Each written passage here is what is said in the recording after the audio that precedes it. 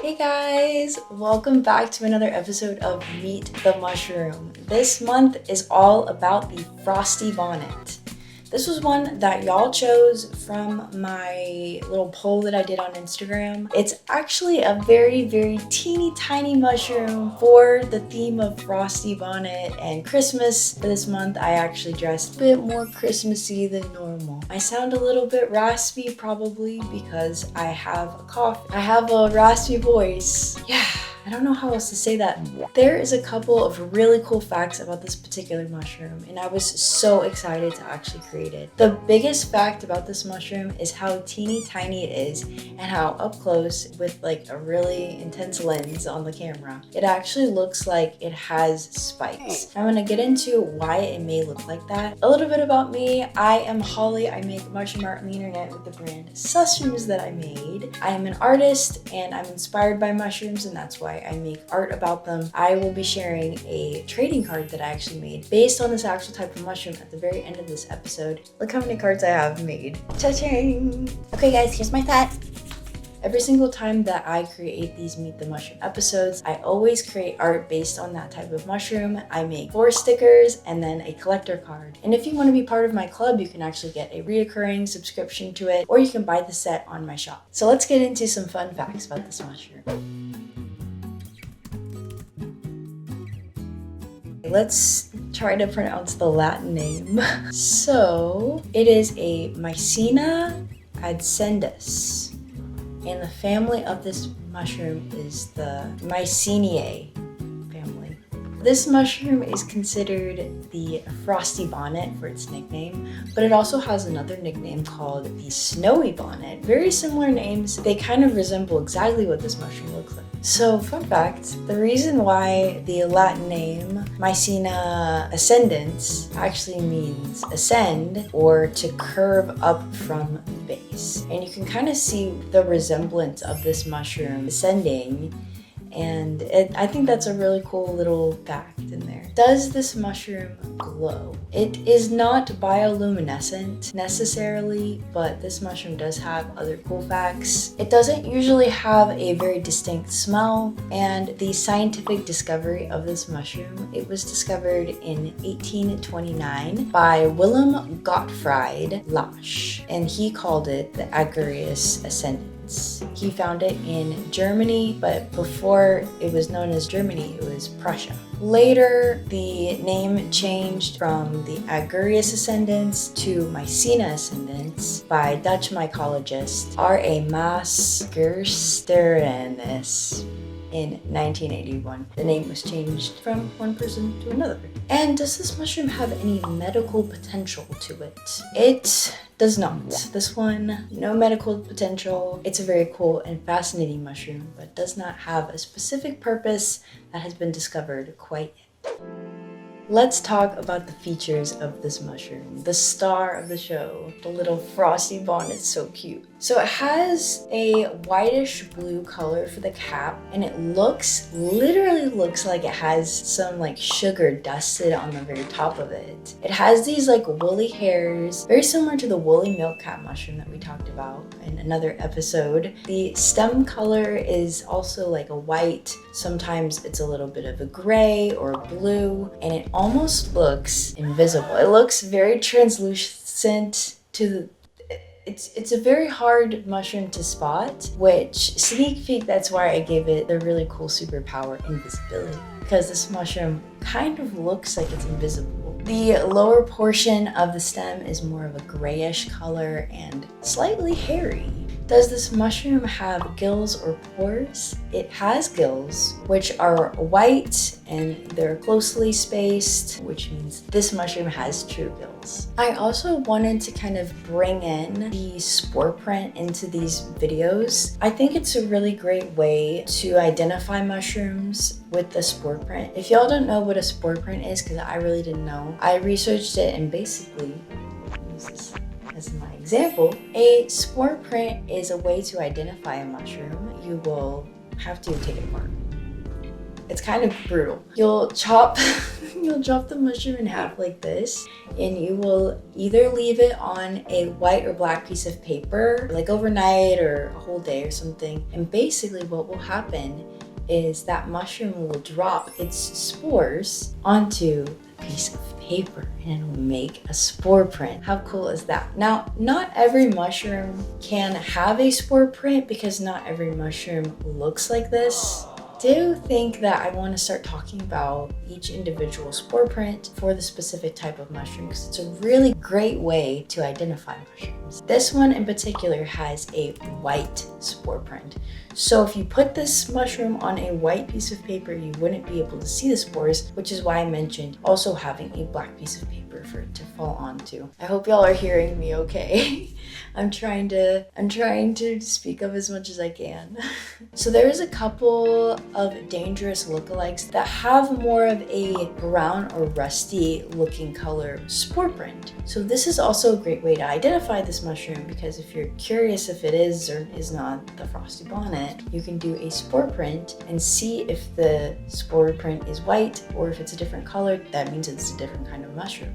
Very cool. This is by far the smallest mushroom that we have talked about on this channel. Whenever looking underneath a microscope at the spore print, it's described as amyloid.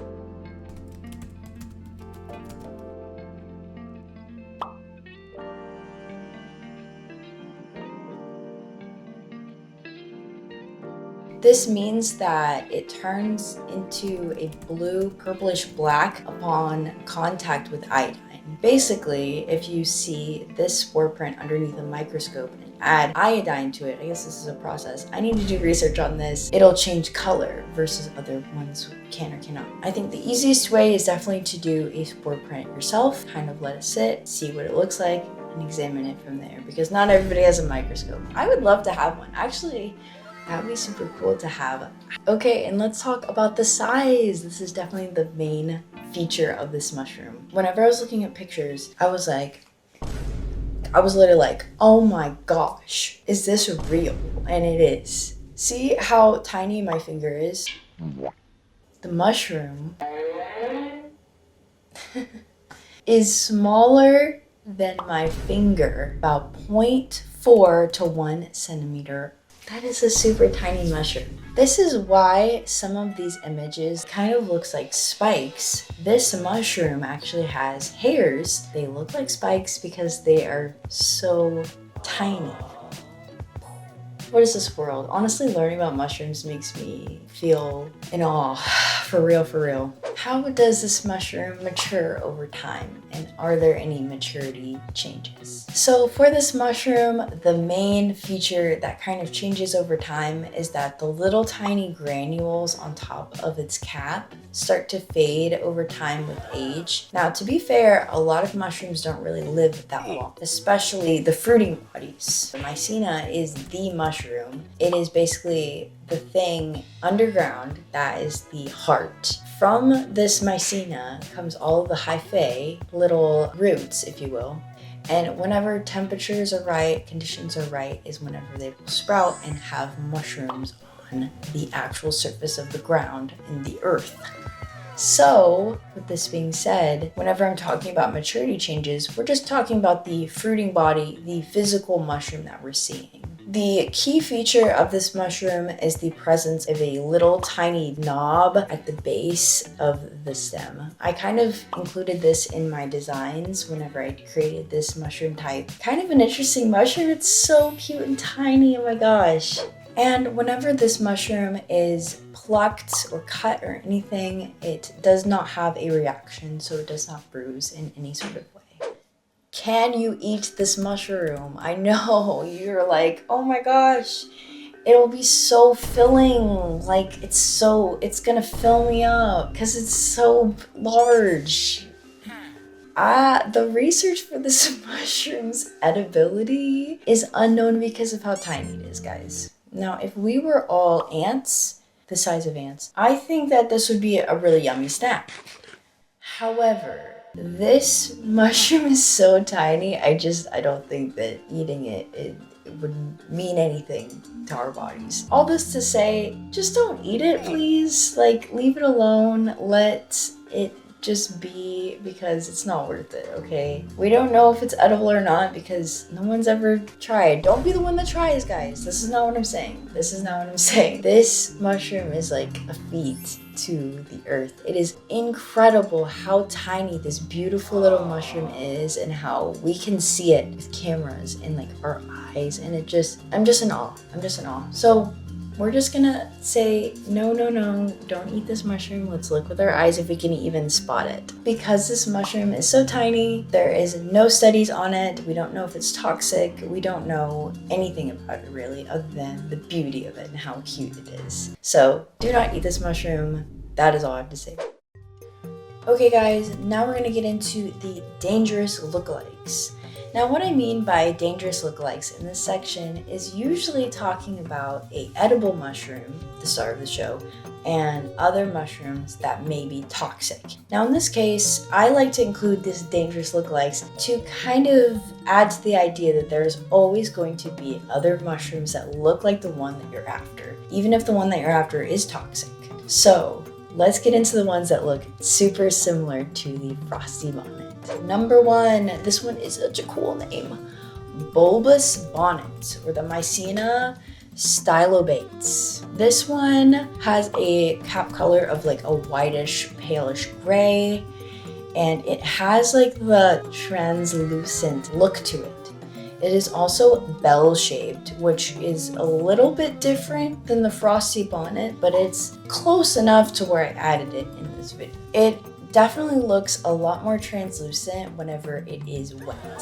So that is something else to keep in mind, that this invisible mushroom, oh my gosh. So the stem color of this mushroom is a bluish gray. Whenever it is younger, it quickly fades to a grayish white with age. This mushroom has gills. They are white and narrowly attached, which means they're true gills. Is this one toxic? We're just gonna say it is inedible for now. It's not considered toxic, but it is too small and too fragile to be eaten. Safety is unknown, so best to be avoided. Yeah, avoid this one. We're looking with our eyes, people. Does this mushroom have a reaction whenever it is plucked? It has no significant change in color, but I will say that the stem color does fade very quickly from that beautiful blue to a more like whitish gray color. So just sort of kind of like how fish do. Have you guys ever seen like fish in the water and they're like these beautiful colors? And then people catch them and their color fades like immediately. That's what I'm thinking of with mushrooms. Like, bro, leave them alone. Mushroom number 2. We get the sugar-coated Mycena, or the Mycena alpha-torifers. This one is a beautiful pure white color. The stem color is also a white, and it has this beautiful granular coating to it, similar to the Frosty Bonnet. Kind of looks like sugar coating, which is why it's literally called the sugar coated Mycena. This mushroom has true gills, and they are white and narrowly attached to the stem. Is this mushroom toxic? This one again is also inedible or unknown. This one is just too small for consumption. And lastly, this mushroom does not have a reaction whenever it is plucked. And all these mushrooms that are in the dangerous lookalike category are all roughly the same size. All right, number 3, last on this list is the milky bonnet. What a name. Or Hymicea lactea. Wow. This one has a cap that is pure white, and it's sometimes a little bit creamy white, and it has that translucent, beautiful color to it, especially whenever it is wet. In my notes it says moist, but I don't want to say that. I actually just said it. Oh, never mind. This one also has a pure white color for the stem, and this mushroom is extremely fragile and it is slender. This one has true gills as well that are white, and they're often widely spaced apart. I mean, for how small it is, that is. And again, is it toxic? Just don't eat it, it's too small, it's inedible, blah, blah, blah. Does this one have a reaction? It is extremely, extremely fragile. So if you touch it, it will fall apart. So I guess this is technically a reaction, but it doesn't bruise necessarily. Okay, and we are gonna go back to the start of the show, the Frosty Bonnet, and talk about some climate and ecological role for this type of mushroom. So where in the world are you going to be able to find this Frosty Bonnet? Where does it live? Where is it? Let's find it. This one is widespread across the northern hemisphere. It is found in Europe, Britain, Norway, North America, and Asia. Specifically, it is found in the United States, mostly in Washington and California, on the West Coast, and in Asia, it's found in Turkey and Japan. Specifically, the type of environment that this mushroom loves to live in is forests and well-wooded areas. This mushroom is often found on the forest floor, surrounded by woody debris, which brings us to our next question. Is this mushroom a cypriotic or a mycorrhizal mushroom? AKA, does it eat dead things, or does it like to coexist with living things? This one is a decomposer, the cypriotic mushroom. It loves to eat little dead twigs, bark, leaves, that sort of thing, and it sort of just coexists in a beautiful way. There's also a different kind of mushroom, the parasitic mushroom that we talked about in the zombie mushroom video that I just did. And oh my gosh, my mind was blown. This is just a side note. Parasitic mushrooms, low-key, eat living things. They don't coexist with them. They literally attack them. So I guess that's kind of the definition of a parasite. So anyways, yeah, this mushroom is a decomposer for dead things. This mushroom will usually appear in the spring and autumn, fall, after periods of wet rainfall. It lives in milder climates. It is occasionally found year-round. So usually whenever you are looking for this mushroom and can find it is after a rain. So cute, oh my gosh. Lastly, talking about the Frosty Bonnet, is this mushroom a rare mushroom? It is not. It is not considered rare, although it is extremely hard to find because it's so tiny. It's not exactly not existing, if you know what I mean. If you have a really keen eye for mushrooms, I'm sure you can find this one, and that's really cool. It is strictly an interest of mycologists and mushroom lovers alike. So this one is usually not commercially or wild harvested at all because it's just for looking. There's no edibility to this mushroom. There's no uses for this mushroom in humanity, I guess. But in the ecosystem and in the world, it is a beautiful little creature, little being. Oh, it's like a little fairy. It's literally a fairy. Yeah, that's so cool. I should make mushroom fairies. Okay guys, there's actually a reason why I showed you those dangerous lookalikes. It's for this game right now. So you are going to guess which ones are the Frosty Bonnet and which ones are not. And see how many you can get right. This is a great way to test your skills on what the Frosty Bonnet actually looks like and see if you can remember all of those fun facts. Okay guys, good luck.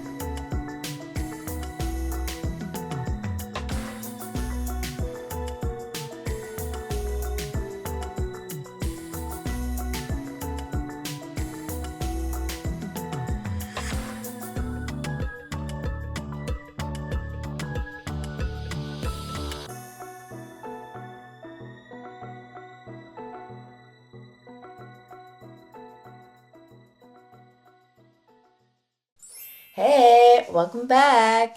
How many did you get right and how many did you get wrong? I see you. If you got any of them wrong, no worries. Just rewind it and do it again. Literally. I want y'all to forage and find the right mushrooms, okay? Now it is the awaited part of the episode.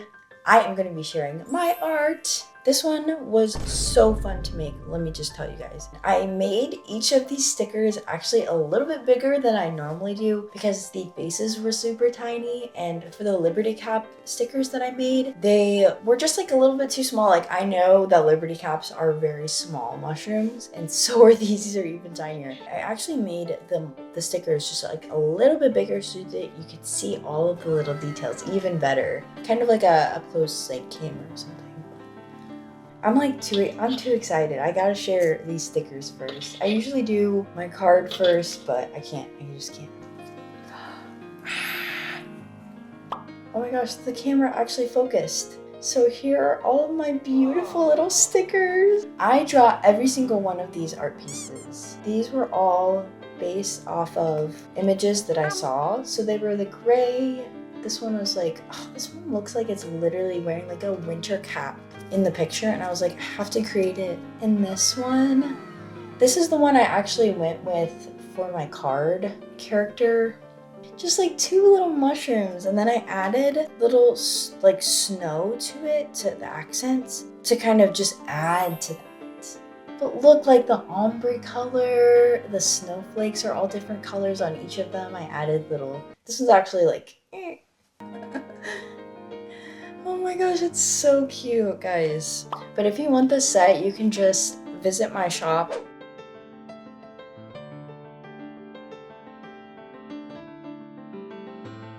I literally look at this.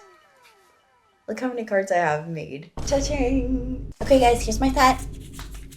Which ones did I get? I'm like that. Those Pokemon card people. For this mushroom card, I chose like this background that was actually the background of one of the images that I saw. It was super up close, and so I actually made the background like a lot more blurry than I normally do because it's just like so up close. I'm actually in love with this one. This blue color was the same color that I chose for the Fly Amanita card, and it just fit really well, and so I just decided to keep it and keep all the color schemes, and honestly it's super cute. This one, I don't know, I can't say every single one is my favorite, but I love this one. Okay, we're gonna pop it on the screen. I'm gonna read it to you. I always have the Latin name in the family right below the main name so that you know what kind of mushroom this actually is. And then I always have the card number, my staple stuff on the side. Okay, let's talk about the qualities. I kind of make these like more of a personified version of mushrooms. So these are all, you know, mushroom characters. And so the characters have personalities. They have little quirky traits about them. I'm making these mushrooms like real life, like characters. That's what the basis is for these cards. For the qualities, a tiny little being with sugar-like attributes. Its nickname is like snow due to its dewdrop appearance. Hides in plain sight as its size keeps it safe. Somewhat of a ghost. Its color makes it appear invisible. It's so magical. I'm actually so happy that the people chose this mushroom for December because it's actually so perfect for the season. And for the strength and weakness for this mushroom, I chose invasive. And then for the weakness was more of like a stun. The health points are 60 and the power level is 30. And of course the power move is invisibility. Hides within plain sight. If you would like this card, you can visit my shop or you can join my mushroom club for the month of December. I recently saw a bunch of Pokemon cards that people are collecting nowadays, and I was looking through the cards and I'm like getting inspired and excited. The reason why I think Pokemon cards are so cool is to find the rare ones and to find the ones that are worth like a lot of money. But I also think that the art is really cool on it. I like that Pokemon has created its own character and its own world. And in a way, I'm kind of doing that, but in the real world. And so for me, I've just been inspired to create these characters out of real things. So that's kind of why I started to do this collector card thing. And I do eventually plan on like doing packs and like doing stuff very similar to like a Pokemon card style, like trading cards. I personally am just one artist, and so I only have 12 cards at this moment. So not exactly enough to trade or make a game exactly yet, but I do plan on doing that. I am actually graduating college next month. I'm so excited. And so I will have a little bit more free time this next year in 2026. So maybe I will make a couple extra cards every month. We'll see, we'll see. I don't know, making these videos, the Meet the Mushroom episodes, takes me like 20 plus hours, and I'm the editor too. So I don't know if I'll necessarily have that kind of time next year, but I guess we'll see. Thank you guys so much for watching. I hope you enjoyed learning about this mushroom as much as I did, and about me actually creating this mushroom. It's just so cute. If you want to stay connected to me, you can follow me on social media platforms like Instagram, TikTok, and I also post on YouTube Shorts if you're interested in that, at susrooms. I have also created and designed my own website, susrooms.com.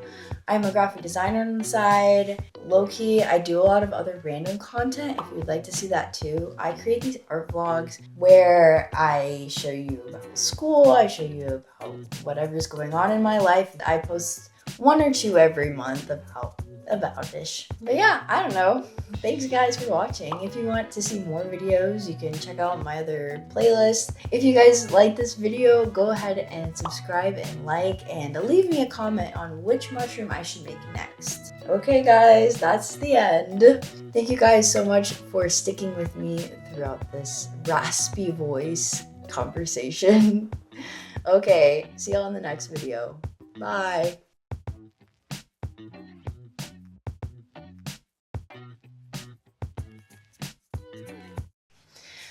Oh my god, let me just talk.